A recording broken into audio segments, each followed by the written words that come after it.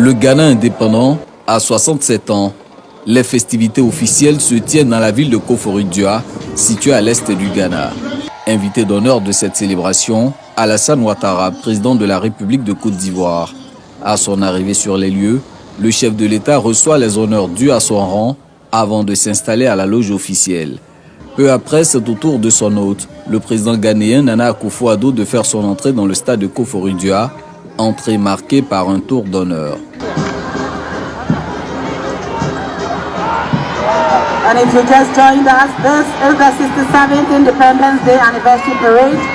Being celebrated under the theme Democracy and Pride. Dans son allocution, Nana Akufo-Addo fait une mention spéciale à son homologue ivoirien Alassane Ouattara, qu'il remercie d'avoir honoré son invitation. Quant au président Alassane Ouattara, il salue l'excellente qualité des relations bilatérales entre son pays et le Ghana, des liens qu'il juge historiques et fraternels avec le peuple ghanéen.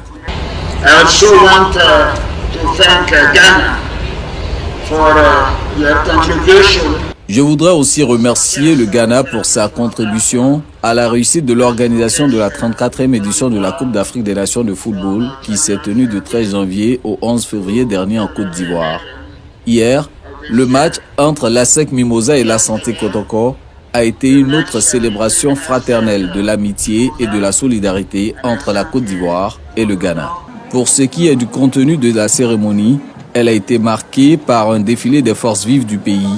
Parmi les couches représentées, la communauté ivoirienne vivant au Ghana qui a tenu à se distinguer avec le tube en vogue du moment.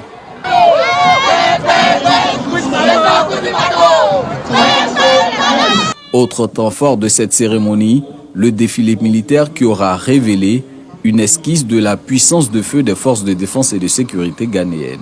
À l'issue de cette célébration, le président Alassane Ouattara a regagné Abidjan ce mercredi après-midi.